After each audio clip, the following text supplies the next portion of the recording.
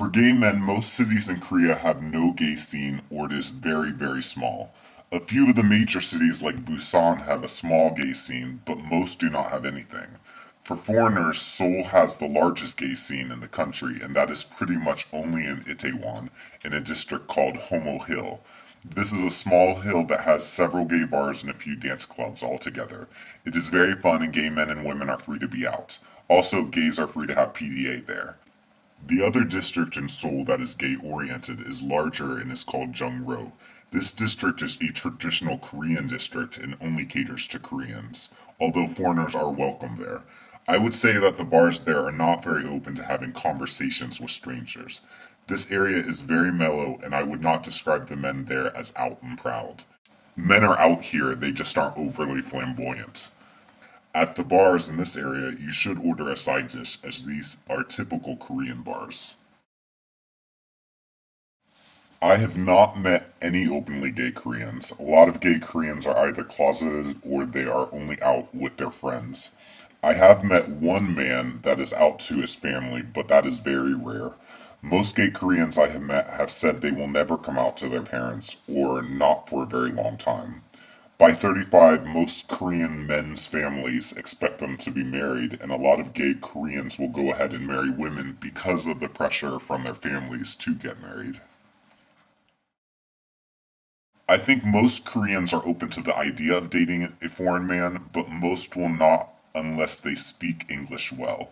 A lot of Koreans are not confident in their English skills, which keep them from actually dating a foreigner. But there are many gay Koreans who speak English well and are willing to date a foreigner.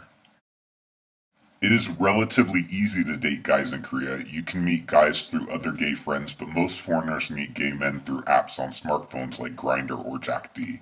There are also a few websites, but most gays use phone apps, which make it easy to meet other gays in their area. It is important that if you use these that you do not openly show your face until after you have talked to the person for a while. Although I have not had any long-term relationships, my foreign friends have said it is easy to have short-term relationships, but it is much harder for foreigners to have long-term relationships with most gay Korean nationals.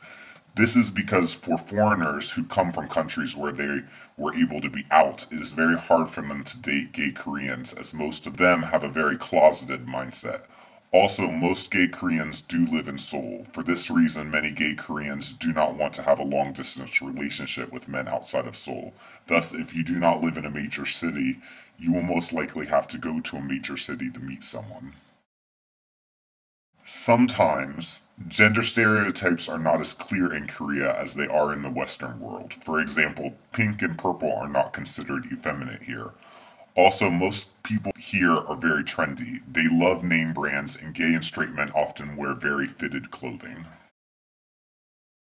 About 4 or 5 years ago, one famous actor came out and his family put an open letter in the newspaper to him to come back home so he could kill himself with the rest of his family because it was so shameful.